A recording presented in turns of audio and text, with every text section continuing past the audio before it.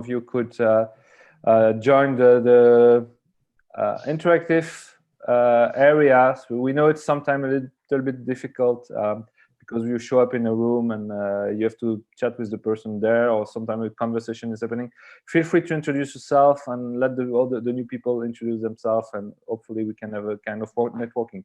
So very excited by this first afternoon panel about tech. So we are here with the enablers of coworking, those who make the process smooth, automated, seamless, who helped every operator to transform the coworking space into something that is really focused on hospitality and everything.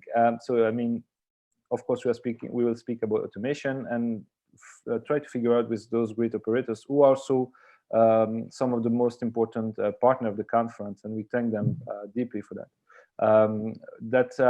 We will see with them what are the new features that we can expect, what are the changes or the new technology that we should expect soon, in which they are contributing, but also trying to helping us to integrate and move towards the new possibilities that are offered by technology. Switch just right now. So we will have just James Celen from essensys, and Celen from ZapFloor, and Adrian from Nexudus, and Robert from eZeep. But first of all, gentlemen, maybe starting with James, can you introduce yourself and the company, and then we remind us who you are and update about your activities.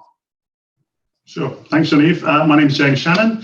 I'm Chief Product and Technology Officer at essensys.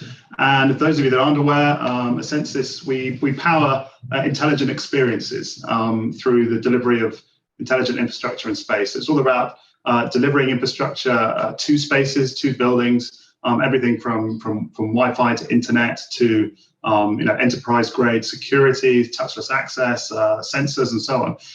But the purpose of doing that is not only to automate that so that your center managers and your space managers can run the space very intelligently without IT teams, but also then to create a really seamless experience for the member. Okay, thank you. Thomas? So I'm Thomas, CEO of ZapFloor.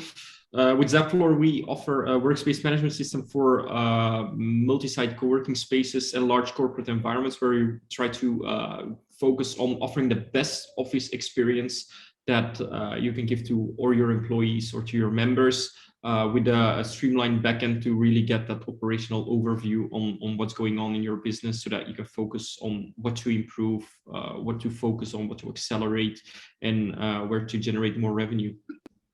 Okay. Thank you very much. Adrian? Well, thanks, Dennis. Well, first of all, thanks for having me here. So my name is Adrian. I'm one of the founders of Nexudus, and we are basically an end-to-end platform to manage workspaces. Very similar to essensys as well on ZapFloor. So we basically provide an end-to-end, you could say, inquiry to sale management platform, and all the different steps within that journey, right? So all the way from kind of handling CRM inquiries to actually moving tenants in, and then their experience within the buildings. Very much. Robert? Yes, hello everybody. This is Robert, sending you my warm greetings from Berlin, Germany. I'm with eZeep Cloud Printing since 2020, so 2 years now. We are partnering up with all of you guys to provide easy and secure printing for all of the members of co-working environments, and not only. We have over 10 years cloud experience and over 20 years of enterprise printing. So we kind of like know what we are doing, but we like to keep everything in the background, so that for the users, everything is very easy to use and very transparent. Perfect. Perfect. Okay, so the first question would be to have an update about what are the new features you are expecting to see, or that maybe you have already announced in your respective platforms, but also taking into account what enables us technology-wise. It's evolving all the time. We speak now about code-free system, things like that. But first, maybe starting with essensys, what is the features that are new, what should expect operator now, or which have come out quite recently, maybe we are not aware of, and then I will ask the same question to all of the panel. Sure. Well, I guess the most recent news for us is we launched our Flex Services platform earlier this year. This is a brand new platform that's cloud native, serverless based, really to power the next decade of flex and commercial real estate. Having been running our existing platforms for over 15 years and powered over 20 million square feet of flex and commercial real estate, we feel we need to sort of refresh the architecture, refresh the methodologies and some of the technologies required to power the next wave of our vision in terms of how we power co-working, flex, and commercial real estate. And really, the focus is not on changing the underlying infrastructure. I mean, we're directly connected to all our customer buildings, and so nothing changes there. It's more about enabling more modularity and optionality for our customers to integrate enterprise best of breed, best in class. So rather than this kind of the previous world of saying you use this platform and you're all in or you're all out, it's more of a modular approach. So I may use Salesforce for CRM or HubSpot for CRM. I may use Power BI for reporting or for dashboards. But I need best of breed infrastructure, and I need best of breed access control, and I need best of breed visitor management and print and all these areas where the members are touching the infrastructure. So really focusing on the digital to physical experience, and actually allowing our customers to leverage their investments in some of the best CRM, BI, billing platforms in the world that they already have. So it's really aimed at sort of the scale up flex operator, landlords getting into flex as well. It's more about kind of operational system that you are putting in place for. Yeah, it's kind of, I mean, not so much the classic horizontal operational, so not so much CRM, billing, that operational side, which is very well served, especially at the enterprise tier, but more where customers traditionally have had to pick 6 or 7 different point solutions. One for access control, one for network and Wi-Fi, one for visitor management, one for print, one for sensors, and then they spend 2 years trying to integrate these platforms, but they become an SI rather than a flex operator. So it's more about actually where can we add the most value by delivering a lot of these smaller sort of point solutions in an integrated offering that out of the box is more value than the sum of the parts. So for instance, if no one turns up to a meeting room after 10 minutes, the sensors detect that and cancel the meeting. So the integration of what are traditionally different platforms, so sensors and access control, that are seamlessly playing together.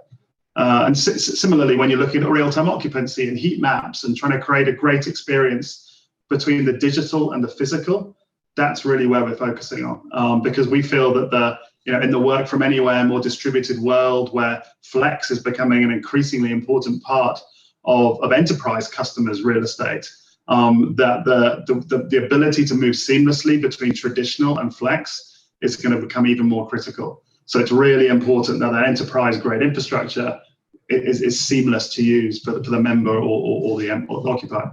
Okay, great. Thomas, about ZapFloor, what are the new features and what are the new things that we can expect and what you see important to address? So over the years, we've actually seen our demand and platform evolving quite a lot, going more also towards as James also said on the building aspect on itself, knowing that we our typical customers are the larger co-working spaces or the corporate environments, getting into that building experience on itself, and how do you get the people on the one side back to the office? How do you enable that? But also, how do you manage the peaks where let's say even both in your co-working space or in your or in your corporate environment, that not everybody just goes to the office. In the midst of the lockdowns, that everybody goes to the office on the Tuesdays or the Thursdays, what everybody does, and you stay at home on a Friday. How do you manage that? How do you improve that experience? But on top of that, and how do you connect these people also to your building by connecting to the well-known building management systems that everybody uses, so that you can connect your entire ventilation and building systems to your co-working space software, so that you can start getting predictive data. So yeah, so that you can really focus on offering the best office experience that you can enable towards your employees, towards your members, and on that as well, also focusing on how co-working space providers can collaborate with corporate customers by offering a various range of features, so that you can collaborate more. That's really where we saw our product going, where we are now really focusing on, and also towards the future, and more connecting towards the building and the collaboration with larger corporates on that as well. Okay, thank you. Adrian, Nexudus, what's up? Yeah, I mean, for us, probably I need to focus on what has happened in the last couple of years, right? With the obviously the well-known pandemic, and how that has affected what we do and how we do things. So a lot of the effort in the last couple of years in the team has been trying to basically adapt the system to, first of all, new ways of selling space, but also how people is actually using this space, and how to make sure that they can make use of these spaces in the safest way possible. So, I mean, for those of you who are not really familiar with how Nexudus is built and kind of how we approach things, so Nexudus effectively it's almost like, you could say, like an aggregator of, I mean, I have heard the name best in breed many times here already, but effectively that's what we do. So we are effectively a platform that connects many different providers that do their job right, and then combine all that data and add value, or kind of extract value and consolidate all those sources of information, you could say. So a lot of the work that has been put in place in the last couple of years have been around kind of extracting value in the context of what or the way we use spaces, or spaces are going to be used from now on, right? And just to give you specific examples, I mean, in terms of occupancy tracking and the way we make sure that spaces are not overused or they are used within capacity. So we have introduced lots of different features to allow fine control of how many people are in each of the areas within the space, and also provide and surface that information to both the operator and the tenant, so they know exactly how busy a particular area is, or how busy it's going to be tomorrow, for example, before they book a space, as well as knowing what members of their teams, for example, are in the space at any given point, as we basically work remotely much more, and maybe use the offices just a couple of days a week, 2 or 3 days a week, then it's interesting or useful to know much more about where people is within the different units, right? Okay. We provided also, or kind of made quite an effort to, I hate the term touchless, so we normally call it contactless, but effectively to try to make sure that everybody could interact with the building in the same way that you used to do, but without actually touching things. So to that end, we basically upgraded all the different modules we have in terms of visitor registration, check-ins, booking management, and effectively even access control, and basically all the interactions that you typically used to do touching things within the environment, then they can be now done completely contactless. So yeah, I mean, Nexudus is a fairly agile company, so there's quite a lot going on all the time. But I would say that that's what kept us busy in the last few months. Thank you, Robert. About eZeep, you are integrated with all those great platforms. So what's up to you? Yeah. This is our main focus, to remain in the background and to enable everyone to print. We don't make a fuss about it. We don't install anything locally. There are no drivers, there are no apps. The users can install an app if they want and print directly from their files. Otherwise, they can just print from a web browser. And of course, we already have integrated all of the functions that make eZeep the mature solution that it is today. So there is no major ones that we're looking forward to. I'm curious to see where the entire technology is going to move forward in which direction. But as far as printing is concerned, we are covering pretty much all of the printers on the market. We work with all of the devices currently available on the market. So there is no limitation at the moment that we are under. We launched a while back ago things that today are considered to be very useful, such as follow me printing between buildings, between locations. Following this kind of flexibility of members that are moving from home to the office and then on the way printing from trains, let's say, and they want to collect their papers when they are reaching the office. All of this kind of like following the user where they are and then print out wherever they choose to. Mm-hmm. And also contactless printing, they don't have to touch the printer. They just click their device, their own smartphone or their own laptop, and the pages will start coming out. So they don't have to actually interact physically with the printer, although they could. So it's always a matter of choice. And this choice is being given free by an admin. So it's just one person that remotely manages everything. And usually they do it one time, and then the system is up and running and it just runs. The integrations are very, let's say, profoundly done, in which with a simple click of a button called sync, the users and the groups are being all uploaded in eZeep, and then all of the policies and rules are also being updated, and terms like pricings and all of that is just once done, and then it just runs. And we are based on that simplicity and ease of use for the users. This is the. I had a few times a discussion with you guys, because at the end the printing system that you're accounting for every user on how many sheet of paper they've printed, so it's easy to have it integrated in the monthly invoice of every member. Actually, it's micropayment. And I was thinking, so this is something that we see a lot in co-working spaces, that now you try to have distribution of beverages or some small things that you would like to be able not to have to manage cash with and make it as possible. To what extent is this micropayment system possible to widen to other kind of usages? And then I would like to ask the question to the three other gentlemen here, because I have the impression that it's something that we are waiting and would like to see coming.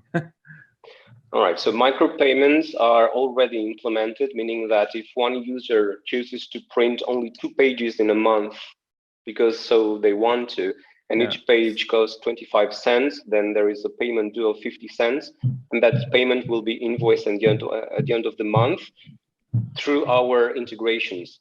If there is no integration in place, and if eZeep is used as a standalone system, then eZeep works with credits, meaning that a user could buy 3 euros, 6 euros, 9 euros, and so forth credits, and they use those credits until they are depleted, and they buy more. But as long as we are talking about the integration, it's already done. We are already managing micropayments through our partners.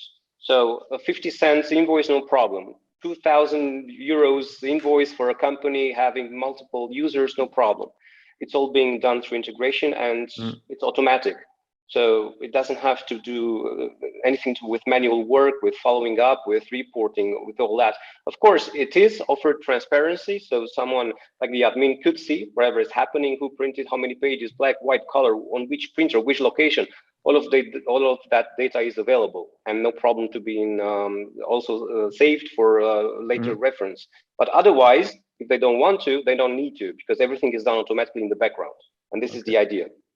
Adrian, about this micropayment. Yeah, I mean, it's a very hot topic. I mean, I think in order to understand how relevant they have really become, you need to basically kind of step back a bit in terms of how it has changed the way people sell space and users use that space. So we see basically that where before you had your monthly membership or your contractual agreement for an office or a unit. So a lot has changed in that sense, in the sense that things are a bit, you could call them more flexible now, and the unit of consumption can change every day. So sometimes you may have day offices, for example, on sale. You may have day passes, or even sort of like a pay-as-you-go system where where effectively you pay as you use the different amenities and spaces, right? So obviously micropayments become critical in that sense. So another factor that has really pushed this is all the introduction of SCA and the new 3D secure flows that have basically had a massive impact in integrators like ours and making that process a bit more complicated. Can you remind us what ECA is? Sorry, yeah, ECA stands for Strong Customer Authentication, which is, it's nothing more than kind of additional checks that are made every time you pay with a credit card, basically. And 3D secure is what we used to see sometimes, where you get sent to your bank and then come back, and then you may have to type a code or something like that. So providers that basically, or payment providers that basically offer solutions with less friction for the users, like bank-to-bank payments or one-off bank payments, obviously have become prime candidates to fill that gap. And they work really well for these type of transactions where you may have to pay, I don't know, $20 or 20 euros for a day pass, or for a few hours of a day office and things like that. So I think they have become much more relevant, and they will definitely become much more relevant as the type of use for these spaces and these units change, and we become more ad hoc, you could say, than kind of recurrent. So it's super interesting. You mentioned also other areas like coffee machines and catering, or kind of food and beverage and things like that, which obviously are prime candidates for these type of payments as well. So to that end, we have had some kind of you could say experiments. So you have done some experiments in that area, but I don't think there is something you could kind of showcase clearly. I mean, there's some examples, but in our experience, what they really have become a major player, it's in kind of the change in the type of use that people is making of space, basically. Perfect. Thomas, about this micropayment topic, and maybe to elaborate on that. I think it's a quite interesting one, because the micropayments on itself, it can, in a co-working space, you see this on a numerous amount of different things. So thinking about just only the difference between people buying, I don't know, a Snicker bar somewhere in the co-working space, to grabbing a coffee, to whatever it is. And the way we're approaching it now is that we're creating actually a virtual wallet that can be or company owned or person owned, and then based on that you can start managing you can actually manage your own micropayments in a more efficient way, because it's always the hassle, you know, is it related to a person, is it related to the company, how do you manage that? Most of the times it's person related, then you start just paying by cash or with the card, because there's no other option yet. And so the goal is really to start standardizing that, streamlining that, and to also connect that to the significant hardware, software, and all of that, to enable a better seamless office experience, as I mentioned before, but then also with those things all included. So that's the way we're seeing it at this moment. But I completely agree with Adrian that it's related to so much more, and that's also the lot of changes that we're now seeing in the market that's going to really push, I think, all of the products forward quite a lot, and in more flexible environments as well, in every level actually. Yeah, I mean that area you mentioned in terms of credits, it's sort of like the alternative. Like a lot of operators have looked at having some sort of universal credit system, what you would call a wallet, exactly, in order to facilitate that level of transaction where you have many small transactions. And I think it's a wonderful idea. I mean, it's effectively having, as you said, a virtual wallet. And when you basically move that up kind of the company level, right? So you may have a pool of credits that your employees or your customers can use. Sorry, I'll leave it to James to also give his feedback. Absolutely, it's an exciting topic. Yeah, I mean, for me, I think it falls into two camps really. You've got consumables like Snickers bars, coffees, beers, and then you have services like meeting room bookings, print, things like that. I mean, certainly already we deliver this for the services side, so including eZeep. So we've got some very large customers who, their license includes a number of credits each month, and their staff can use those for meeting room bookings. They can use it for print, and whether that's either a micropayment added to an invoice or whether it's credits that are used to pay for print or to pay for bookings. So I think that's fairly well established. I think what kind of Thomas was kind of really focusing on, and Adrian touched on as well, is when it comes to the more consumables, the products, which are a little bit trickier because then you're interacting with coffee. It's not just software. You're actually interacting with coffee machines and beer machines and croissant or whatever it might be. And I think traditionally in corporates and in flex spaces, physical cards, plastic cards have been used that you can top up. I think there's fairly well established methods for that. But again, moving into this seamless, touchless, contactless world, I think very soon, the ability to have a digital card in your Apple Wallet that can track those credits that are ubiquitous, whether you're using it in a restaurant or in a co-working space, the coffee machines will catch us up. I think that's where it'll go. And then our life becomes easier because then it's all software again. So yeah, I think we need to wait for the physical world to catch us up a bit. And I think we'll go through a digital wallet rather than a plastic card. But I think the behaviors are there. I think the need and the requirement is there from customers and end users. It's just our job to make it seamless, but we also need the machines to get there too. And we need someone to create that standard. Okay. I think it's just the beginning of a discussion here about this topic. I think fascinating indeed. Sure. We have a question from the audience. Given all the different languages within Europe, are you guest speakers offering the software platform within numerous languages, or do they simply default to English? James, you are the UK guy. Yes. No. I mean, multilingual localization is a core part of any good software platform, right? So whether it's European languages, whether it's the American version of English as well as the UK version of English, or Canadian French or real French, whichever flavor it is, it's really important that members and even operators as well can give their teams and their users a native application in the language that they're used to, and that it follows the language of their smartphone already. So you make it as seamless and as automatic as possible. But absolutely, it's no modern software platform should enforce English on anyone. Thomas.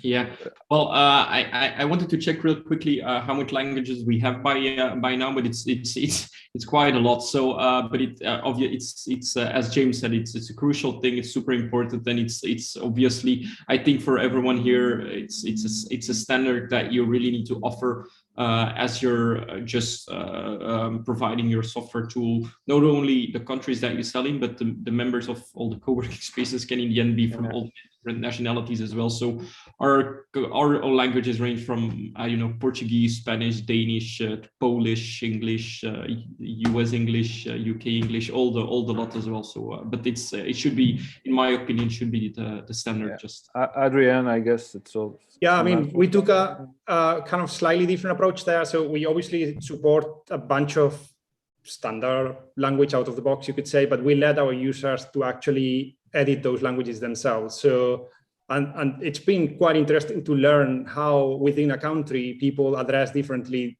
their users. So to that end, we allow them basically to tweak basically the way they address within an existing language. So you can basically download those files, change them to anything you want based on how you want to basically speak to your customers, and then re-upload them for your own versions of Nexudus, basically, you could say. But yeah, absolutely, it's paramount to give that support. Is it as well? I guess it's so. So you are all coming from different countries, by the way. It's also interesting. So, but yes, multilingual is given, I guess, as well. Yes, and now we are talking about different aspects. First of all, it's support. which comes with, in the moment, 8 languages, and means the languages that our support teams are speaking. But beyond that, we are talking about the administrative platform. That means that one person should interact with the platform so that at the beginning, it will set everything up.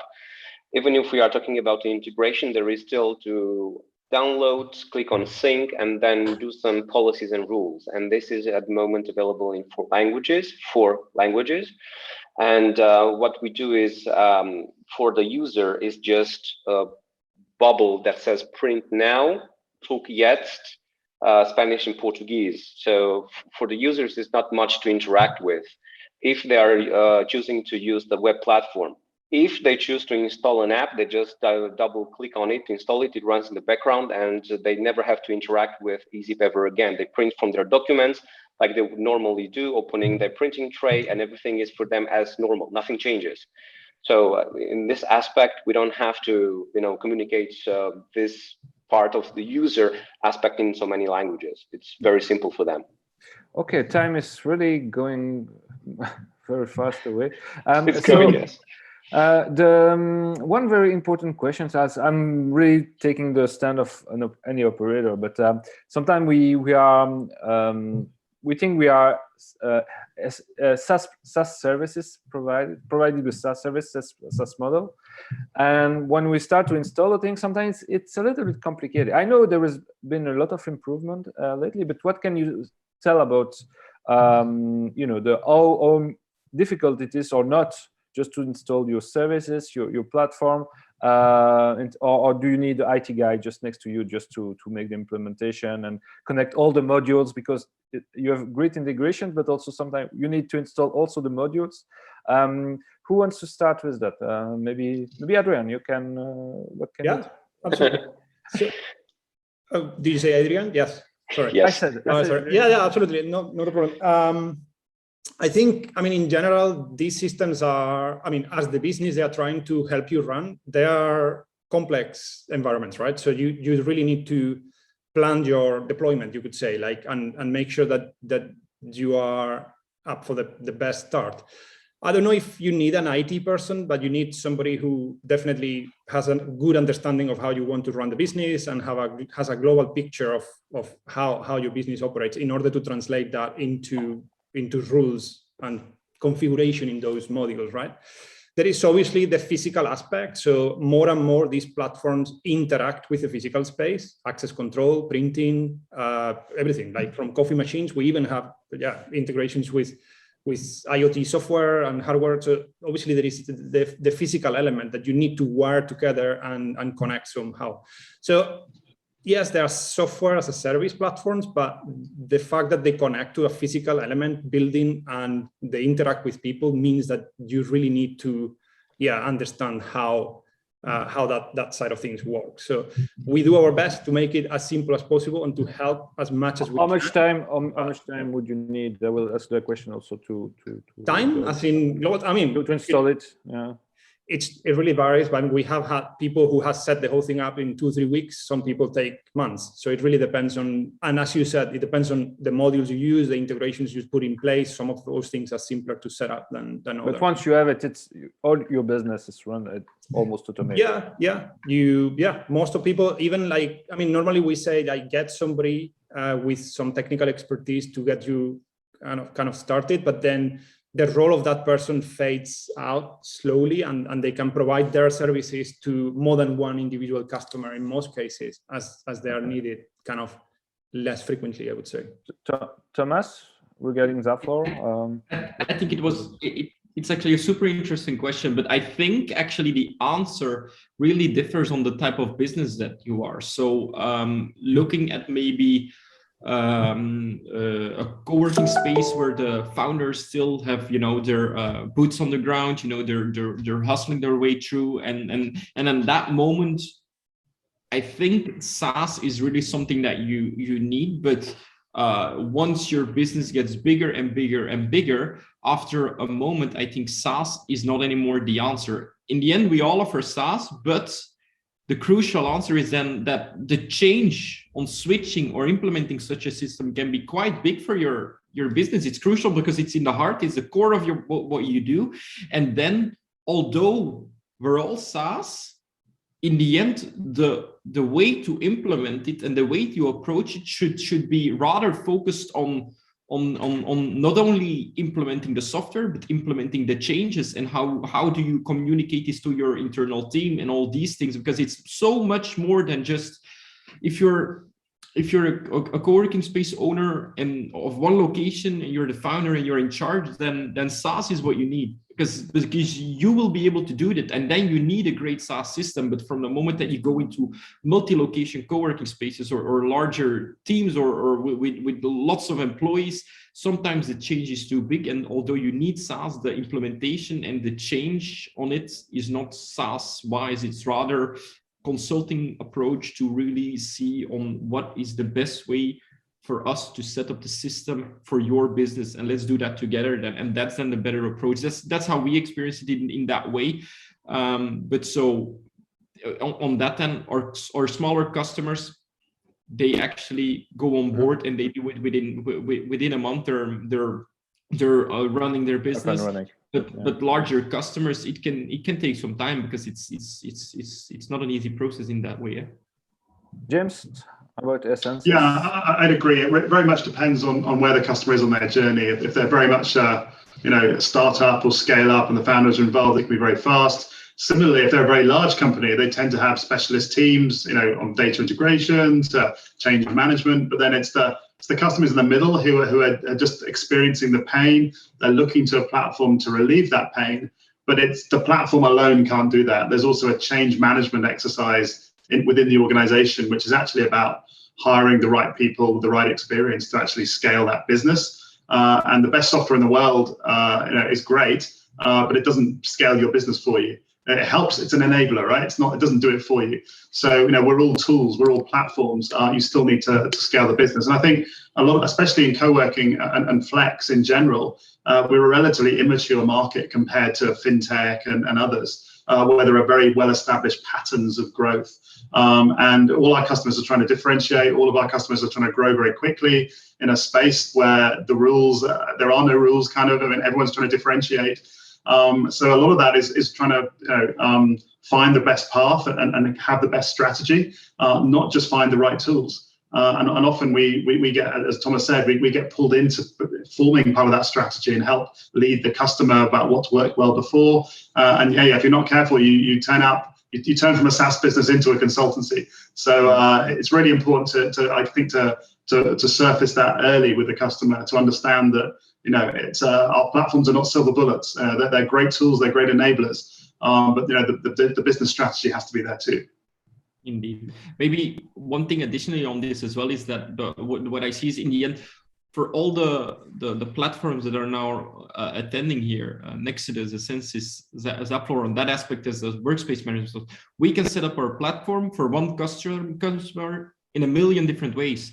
And so it not only depends on what the customer knows about its business, but also where they're heading and what do they want to change. And based on that, it's so much more than just implementing a plug and play SaaS. And that's the big challenge that I think all of us are continuously facing while trying to excel and improve the customer success. I can attest for that as well. Totally right.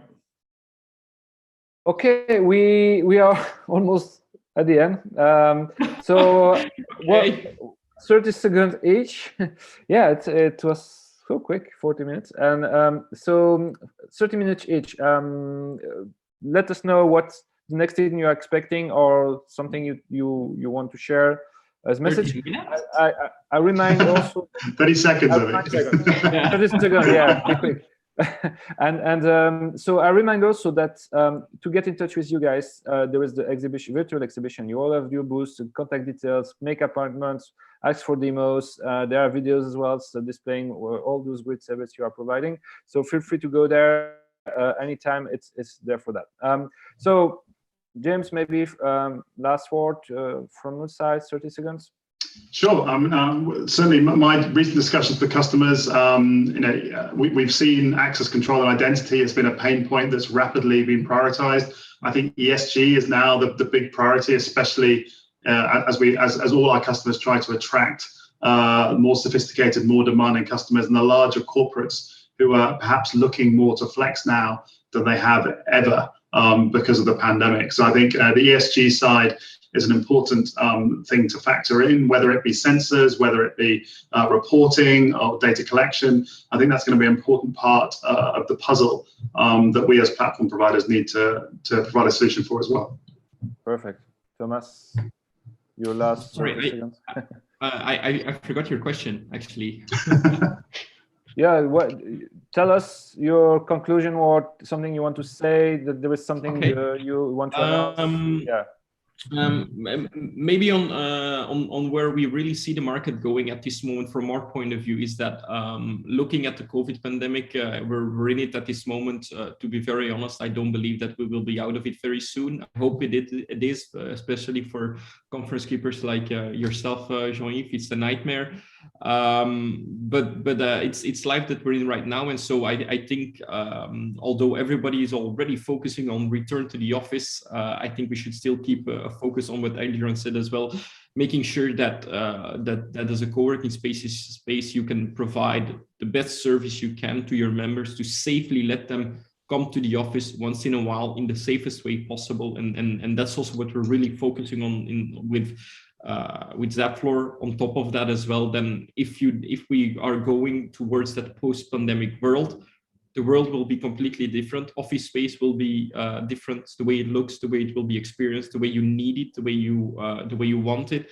and that's depending on what your own perspective is of that aspect. That's really going to change your demand and your offering in software services towards that new world, and that's really what we are now extremely hyper focused on. So that's where I really see the big changes in the market. Brilliant. Okay, Adrian. Yeah, so a lot in store. If I have to focus on something, I would say that this year we are going to hit the 10-year mark for this product, which means that we have 10 years of solid data to effectively make the platform really smart. So we are going to, we have been focusing on that in the last, creating kind of knowledge around that in the last 12 months, but you will see a lot of that coming to actionable insights in the coming months in Nexudus. So that's going to be a big thing for us. Cool. Robert, you have the last word. Yeah, thank you very much. Well, yes, these times are pushing us to evolve, are pushing us to pull together and to fine-tune our integrations to make them very easy for the end user, to make them very smooth. And I know that for the user, it's a bliss, but in the background, there are a lot of developers, a lot of IT teams, product managers that are involved in the work. But for the user, in the end, it's just one big platform that provides everything, and everything it's easy. Like this universal digital wallet, I just took the note. It would be a game changer, to pay between countries and the same currency, something like a digital cryptocurrency. I mean, there are no limits to what is expecting us. Smart buildings, like imagine a conference room where people are raising their tones, they are having an argue, and the microphone starts to pick that up and to bring down the tension and starts playing a lullaby or something like that.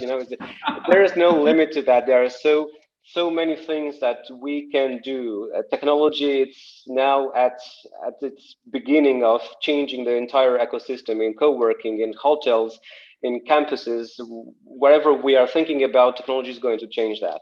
It's just a matter of our imagination where everything can lead.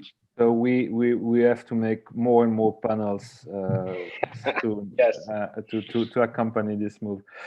Thank you so much, gentlemen, for the great discussion. It was super exciting and insightful. Again, feel free, everyone listening now or in replay, to join them on their platform or website or everything. All the contacts are there. Enjoy the rest of the conference, and hope to see you soon physically. Same here. Thank you. Very much. Too. All the best. Thanks all. Ciao, guys. And you.